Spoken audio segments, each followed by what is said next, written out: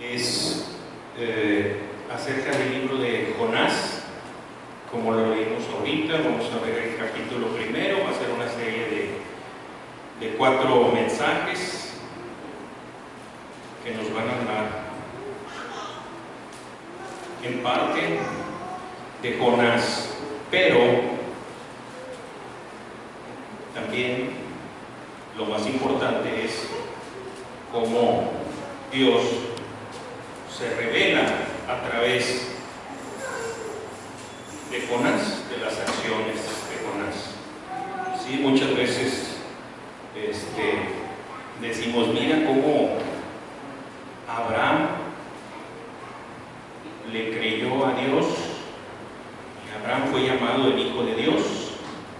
Pues sí, pero también es un hecho que ahí estaba la manifestación de Dios en la vida de Abraham. Y así todos ellos, todos los grandes personajes los vemos y a veces nos acordamos más de lo que hicieron que de la presencia de Dios en ellos para que ellos pudieran hacer lo que hicieron. Y bueno, pues aquí en el libro de Jonás, capítulo primero, para poner un poquito de contexto histórico, el libro de Jonás tiene sus antepasados en la tribu, en el territorio que pertenecía a Zabulón. Esta historia de Jonás se desarrolla más o menos entre el año 780 a 750 a.C., cuando reinaba Jeroboam II. En ese tiempo, Nínive era la capital de Asiria. Asiria, un pueblo pues sumamente salvaje, sumamente despiadado. En la antigüedad, cada reino tenía sus propias crónicas, así como en la Biblia están las crónicas de los reyes. Pues así Egipto tenía sus crónicas, así las personas estas del pueblo asirio tenían sus crónicas, y allí en ellas se mencionaba que eran tan salvajes que despellejaban a sus enemigos, a sus prisioneros de guerra, y era un pueblo pues bastante rebelde, como vamos a ver, y aparte blasfemo contra Dios. Si nosotros vemos Segunda de Reyes 19:6, si ahí tienen su Biblia, Segunda de Reyes 19:6.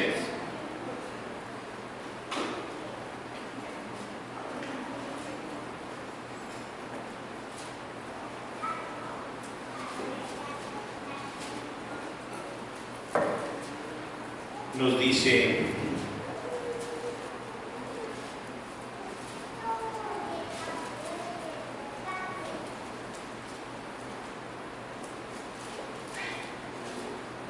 e Isaías respondió: así diréis a vuestro Señor, así ha dicho Jehová, no temas por las palabras que has oído, con las cuales ha blasfemado los siervos del rey de Asiria. Era un pueblo blasfemo, era un enemigo del pueblo de Israel. Entonces, a eso se enfrentaba la predicación de Jonás. Aunque no hay inscripciones en el pueblo de Asiria afirmando que tuviese un avivamiento, esta ciudad tan grande, sin embargo sí hay señales en sus inscripciones que nos muestran que habían pasado por un par de situaciones extraordinarias. Estas habían sido unas hambrunas que había pasado el pueblo de Asiria, y también está anotado ahí que había sucedido un eclipse. Los pueblos paganos normalmente, cuando estas situaciones extraordinarias les ocurrían, como que empezaban a pensar que el juicio divino estaba cerca, que estas eran unas señales por medio de las cuales ellos debían estar preparados. Y de alguna manera creemos que Dios prepara el corazón de las personas cuando se va a manifestar. Lo veíamos ahorita en la mañana. Y yo creo que sí estaba preparando el corazón de los asirios para la predicación de Jonás. ¿Sí? Nínive representa ese gran universo del mundo no judío que está esperando despertar. ¿Sí? Y ese despertar solamente lo puede dar el verdadero mensaje de Dios. Hoy en día hay mucha gente allá afuera esperando nuestro mensaje, esperando nuestro evangelio. ¿Sí? Este libro de Jonás también representa la justicia y la misericordia de Dios para cualquier hombre o grupo de personas que se arrepienta de sus pecados. Jonás es el único profeta que es enviado a predicar a los paganos, a los gentiles. Todos los demás profetas que menciona la Escritura le predicaban al pueblo de Israel, y este es el único que Dios lo manda a predicarle a los gentiles. El libro de Jonás se lee en el día de la expiación judía, en el Yom Kippur. Y la razón principal por qué este libro se lee ahí es porque nos enseña este libro que nadie, absolutamente nadie, está fuera del alcance de las misericordias de Dios. Si tú alguna vez has sentido que no mereces que Dios tenga misericordia de ti por algo que hayas hecho, yo te digo que estás equivocado, con base en la Escritura, ¿sí? Con base en lo que enseña este libro y muchos otros en la palabra de Dios. Dios le manda a Jonás ir a predicar a Nínive por al menos dos razones. La principal, la más grande, la más gloriosa, era para que Nínive recibiera la misericordia de Dios, para que el fruto de la predicación de Jonás redundara en el arrepentimiento y en recibir la misericordia de Dios. Eso es lo más grande que cualquier ser humano puede recibir, la misericordia de Dios. Y la segunda razón, y no menos importante, era también una lección para el pueblo de Israel. Porque ¿cómo era posible que un pueblo tan salvaje, un pueblo tan blasfemo, un pueblo enemigo de Israel, cómo era posible que llegase un profeta extranjero a ese pueblo, les predicara una sola vez y la misericordia de Dios llevaba a ese pueblo al arrepentimiento? Era una lección para el pueblo de Israel, porque el pueblo de Israel había recibido decenas de profetas, decenas de connacionales que habían ido a predicarles que se arrepintieran de sus pecados, y el pueblo de Israel no los escuchó.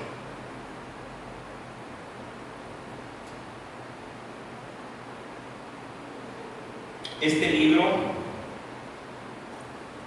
fue escrito para poner de manifiesto que Dios ama a todos los pueblos y desea ofrecerles su misericordia si se arrepienten. Dios estaba cumpliendo con su palabra, con su pacto, con esto que le ordenó a Jonás. Dios le había prometido a Abraham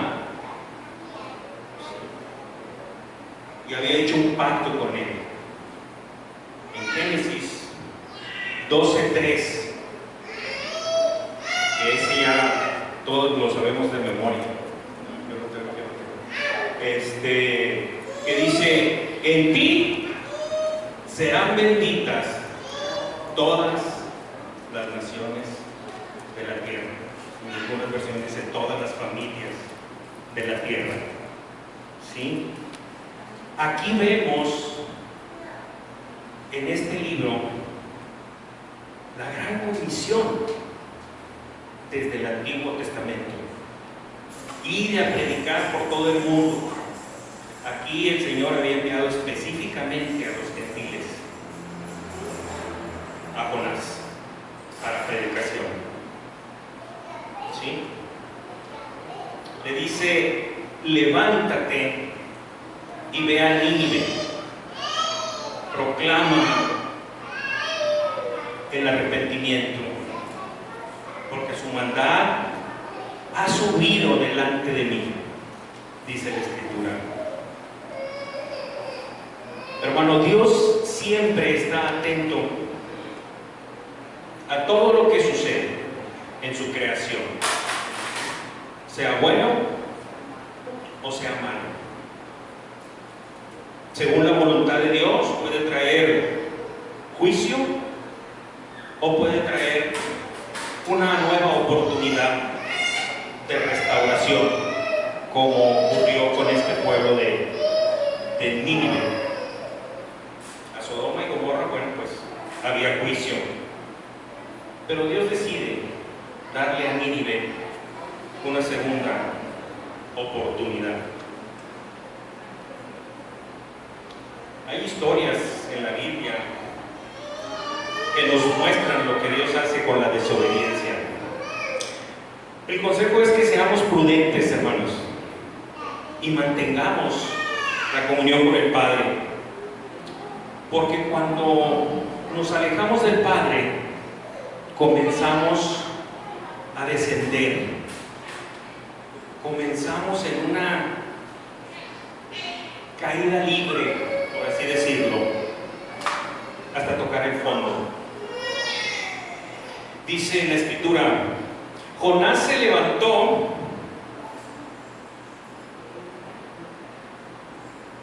para huir de la presencia de Jehová.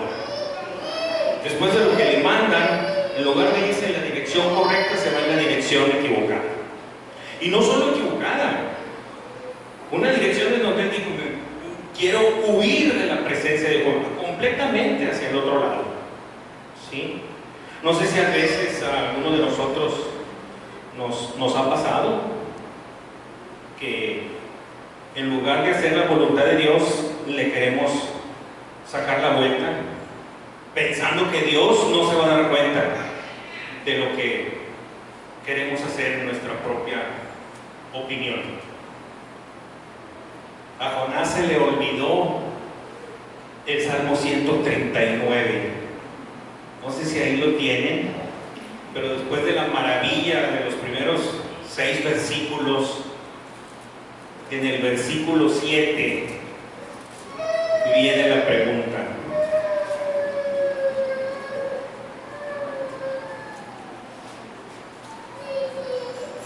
Dice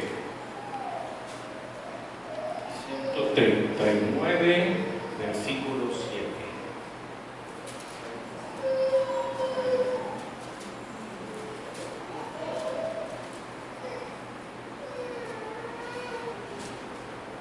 Vamos a leer lo que dice este versículo. 139, versículo 7. ¿Y a dónde me iré de tu espíritu?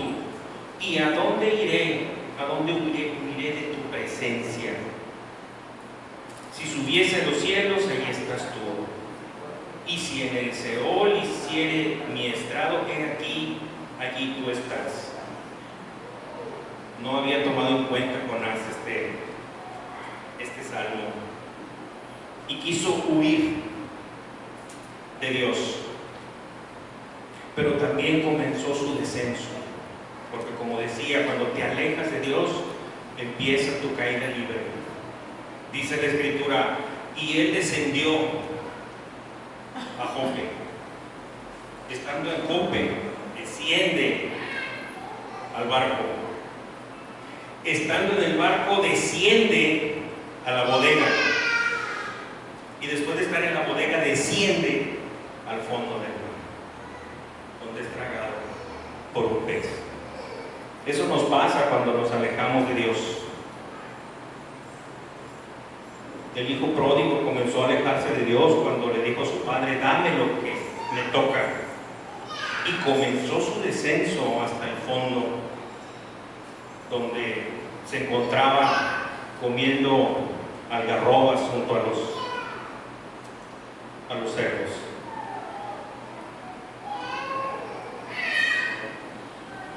Pero la misericordia de Dios, hermanos, es tan grande, ¿sí?, que está presente aun y cuando nosotros somos infieles. Dice la Escritura, tú permaneces fiel y Él permanece fiel. Aun cuando estamos en el fondo del pozo, hay esperanza. En nuestro corazón todavía hay algo de rebeldía contra Dios, pero no olvidemos que Dios no puede ser burlado. Él sabe lo que hacemos, a la luz y a la oscuridad. Si hay algún pecado por ahí que tengamos en lo oculto, dejémoslo, hermanos. No tentemos al Señor a que nos discipline.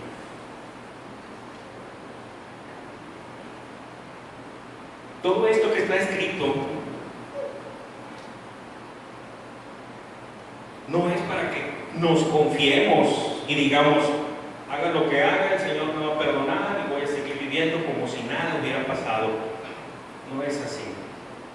Dice la Escritura que esto está escrito y fue escrito para exhortarnos, para que no cometamos las mismas acciones de desobediencia que el pueblo de Israel, la misma rebeldía que el pueblo de Asiria. Sí, nos hace la invitación a que permanezcamos en comunión con el Señor. Las acciones de rebeldía contra Dios van endureciendo nuestro corazón. Luego llega la vergüenza. ¿Se recuerdan? ¿Dónde estás, Adán? Estoy escondido. Sentí vergüenza. Y luego llega Dios y te hace ver que has quebrantado tu comunión con Él. No lleguemos a ese extremo. Seamos prudentes. Abracemos esa provisión divina. Abracemos esas promesas de vida eterna. Abracemos esa paz que solo podemos tener al abrigo y a la sombra del Altísimo. Seamos sabios y alejémonos del pecado. Decía el apóstol Pablo, ¿seguiremos pecando para que la gracia abunde? De ninguna manera, hermanos. De Dios no se puede huir.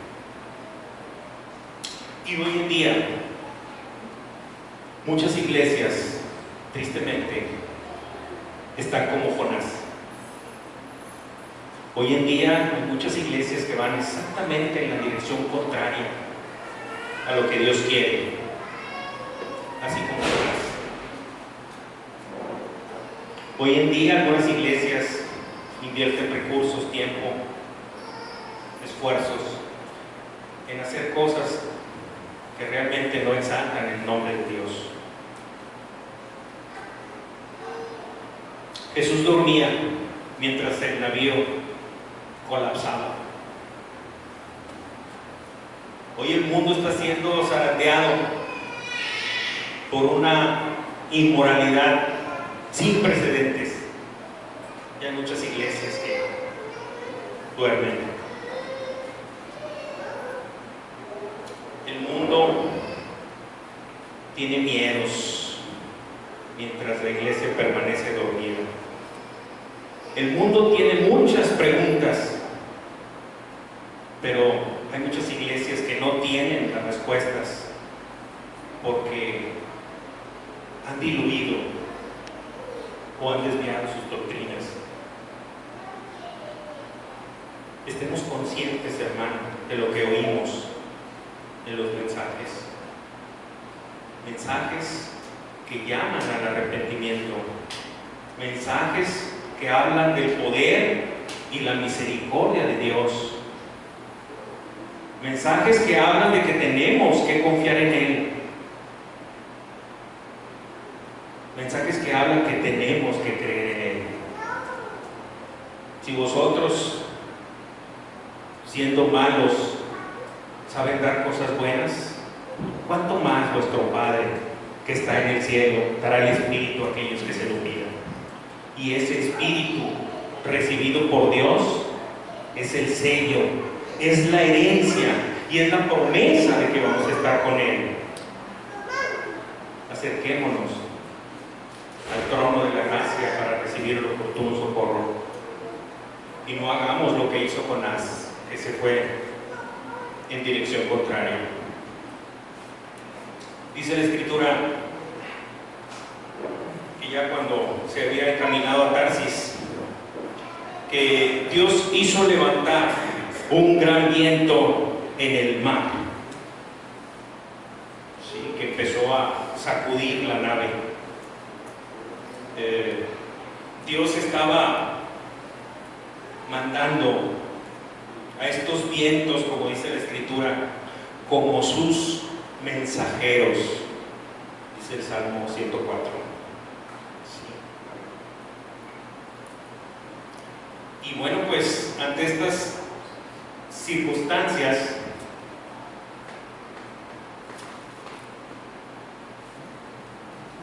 los marineros tuvieron miedo, así como los apóstoles. ¿Se acuerdan cuando los apóstoles tuvieron miedo? Que se levantaron las aguas en el mar de Galilea. Así como Jonás estaba dormido, así el Señor estaba dormido.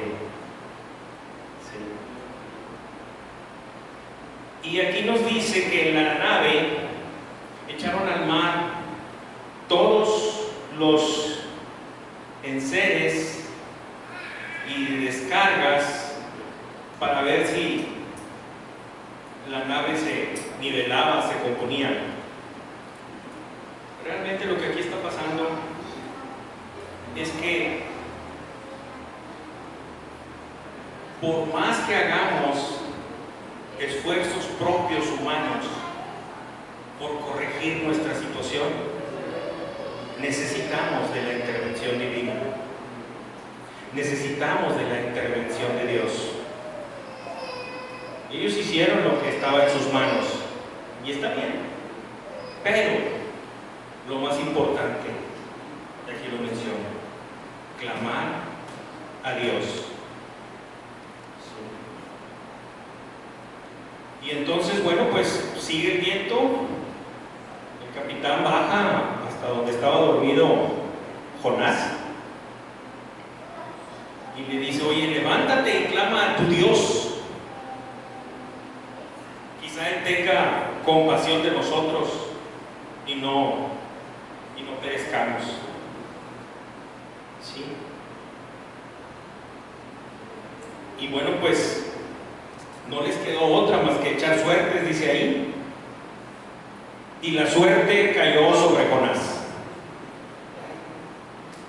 Si hubiera caído sobre otra persona, pues yo diría, bueno, pues sí, pues fue suerte. Pero no, Dios hasta la suerte la controla el Señor. Así como cuando echaron suertes para escoger al sustituto de Judas, hay intervención divina. Dios es el dueño de todo y siempre va a cumplir sus propósitos. Y fueron con Jonás y le dijeron, bueno, decláranos ahora, ¿por qué nos ha venido este mal? ¿Qué oficio tienes? ¿De dónde vienes? ¿Cuál es tu tierra? ¿Y de qué pueblo eres? Y empieza la confesión, ¿sí? Y bueno, pues ya Jonás les comenta, soy hebreo, temo a Jehová. Que no lo haya demostrado es diferente, pero teme a Jehová, el Dios que hizo los cielos, el mar y la tierra. Y se vino un gran temor sobre estos hombres, sobre estos pescadores, ¿sí? Sabiendo que Jonás había tratado de huir de la presencia de Dios y él mismo se los había hecho saber a ellos. ¿Y ahora qué hacemos? ¿Qué has hecho? ¿Por qué has hecho esto? ¿Sí? ¿Y ahora qué vamos a hacer contigo? Dice, para que el mar se nos aquiete, porque el mar seguía embravecido, embravecido, embravecido. ¿Sí? Y entonces él le responde, bueno, pues tómenme a mí y échenme al mar, porque yo sé que por mi causa ha venido esta gran tempestad sobre vosotros. Él estaba consciente de su desobediencia. Él estaba consciente que tenía que actuar de alguna manera para que este mal que había sobrevenido a todos no cayera sobre estas personas que de una u otra manera no tenían culpa de lo que Jonás estaba haciendo. ¿Sí? Esta declaración de Jonás se parece un poco a la que comentaba el rey David en 2 de Samuel 24:17, cuando manda hacer el censo y Dios está ejerciendo la disciplina. Dice, David dijo a Jehová cuando vio al ángel que destruía al pueblo, yo pequé, yo hice la maldad. ¿Qué hicieron estas ovejas? Te ruego que tu mano se vuelva contra mí y contra la casa de mi padre. David estaba consciente de lo que había hecho. Jonás estaba consciente de lo que había hecho. No sé si alguna vez nos haya pasado que por alguna actitud nuestra nos llevemos de encuentro a veces a familiares o a las personas que amamos. Hay que clamar al Señor para que trate de enderezar nuestra nave. Sin embargo, bueno, pues a pesar de todas estas circunstancias, el Señor también tuvo misericordia de estos pescadores. Estos pescadores también sintieron el temor de Jehová. ¿Sí? Estos pescadores también clamaron a Jehová. Estos gentiles clamaron a Jehová. ¿Sí?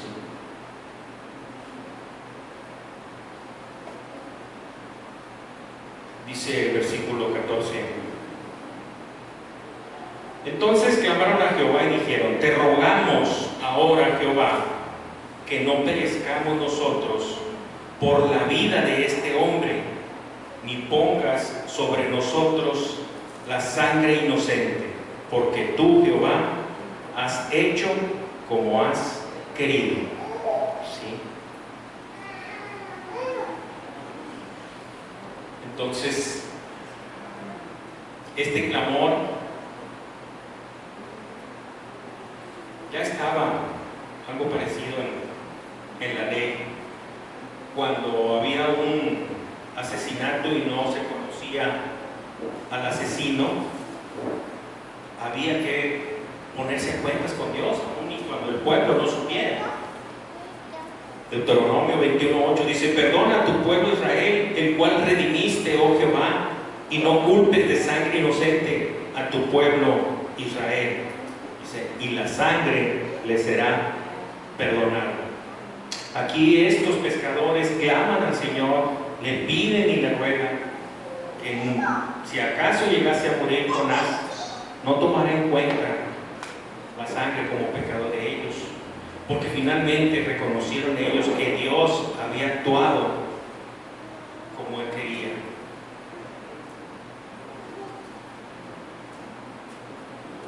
Y bueno, pues ya una vez hecho esto, ¿verdad? Así como con los alimentos, damos gracias por los alimentos y empezamos a comer. Entonces aquí clamaron al Señor, pidieron su perdón y vamos al agua. Y tomaron a Jonás y lo echaron al mar. Y el mar se aquietó de su furor, dice la Escritura. Esa especie de milagro en que se aquieta. Dice: y temieron aquellos hombres a Jehová con gran temor, y ofrecieron sacrificio a Jehová e hicieron votos.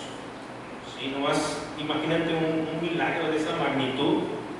Si los que ya andaban con Jesús, los apóstoles, se sorprendieron y se maravillaron cuando Jesús, después de haberlo visto hacer muchos milagros, se sorprendieron y se maravillaron cuando Jesús calma las aguas, que dicen: oye, ¿quién es este que hasta los vientos y el mar le obedecen? Si ellos se maravillaron en que habían estado y vivido con Él, imagínate cuando ves una situación de estas por primera vez en tu vida, cuando ves un milagro tan grande, ¿sí? Como el que vio mi esposa cuando yo le dije: espérame, voy a acompañarte a la iglesia.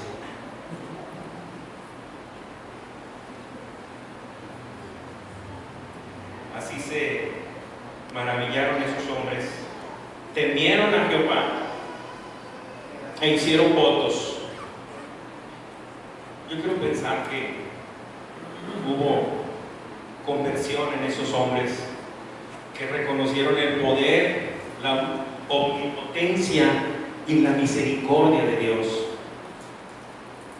Hubo que sacrificar a uno para que la tempestad se calmara y ellos ofrecieran sacrificios y votos. Hubo que crucificar a uno para que la tempestad de nuestra alma se calmara e hiciéramos con nuestro cuerpo un sacrificio vivo y agradable delante de Dios.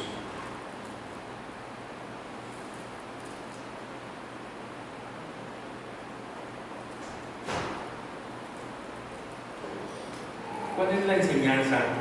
El versículo 17 en la Biblia hebrea es el versículo 1 del capítulo 2. Ese lo vamos a dejar para la próxima semana. Ahorita por lo pronto hacemos de cuenta como que no sabemos qué pasó con Jonás, nomás que lo aventaron a fondo del mar. Entonces, bueno, ¿cuál es la enseñanza de este mensaje?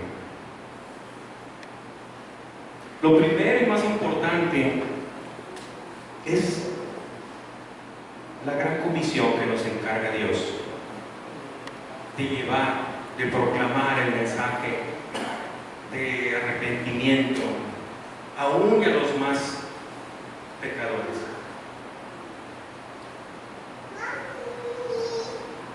Pudiera pasar que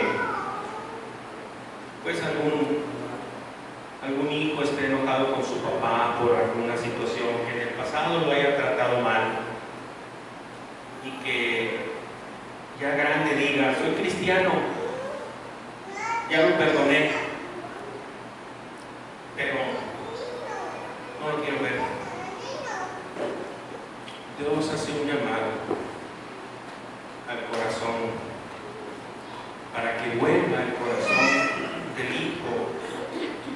del Padre y busque la reconciliación. La enseñanza de este mensaje es que así como tuvo el Señor misericordia de estos pescadores, así como tuvo el Señor misericordia, y que vamos a ver más adelante, de este pueblo de Nínive, así el Señor quiere tener misericordia y nos manda a ti y a mí a que proclamemos su evangelio. Esa es la enseñanza que nos deja este mensaje. ¿Sí? Y otra enseñanza es que de Dios no podemos huir. Nuestra vida es tan transparente delante de Él. Él sabe nuestros pensamientos, Él sabe nuestro andar, Él sabe nuestro caminar. Así que no nos engañemos a nosotros mismos.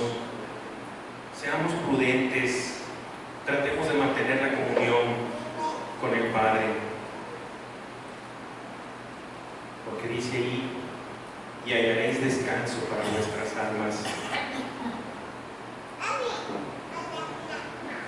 Gracias a Dios por su Hijo Jesucristo. Aquí vemos cómo Jonás fue sacrificado, pero era un prototipo de Jesucristo que también fue crucificado. Y así como vamos a ver cómo estuvo Jonás, así es como podemos ver cómo nuestro Señor Jesucristo acepta el sacrificio para que podamos nosotros ser reconciliados con el Padre. Ese es el mensaje, el gran amor y la misericordia de Dios que llama a la reconciliación con el Padre. Gracias a Dios por Jesucristo. Vamos a orar. Señor y Padre nuestro, te damos gracias por este mensaje, por tu palabra. Gracias, Señor, porque a veces en nuestro andar hay veces que queremos huir de ti, Señor. Somos infieles, pero tú eres fiel. Hay veces que podemos sentir amargura, tristeza. Hay veces que podemos pensar que tú no estás atento a lo que nos sucede. Pero tu Escritura nos enseña, Señor, que tú estás al pendiente de todo lo que pasa. Que tú estás al pendiente de nosotros, Señor, y siempre dispuesto a escucharnos a cualquier hora, sea de día o sea de noche. Tienes un espacio siempre dispuesto para recibir nuestra oración, para recibir nuestro corazón quebrantado, para recibir nuestros temores y ansiedades. Gracias, Padre, porque tu Escritura nos enseña que compartamos nuestras cargas con tu Hijo Jesucristo, llevemos el yugo de Él, porque su carga es fácil y ligera, Señor. Gracias porque en Jesucristo podemos hallar consuelo para nuestras almas. Bendito seas en el nombre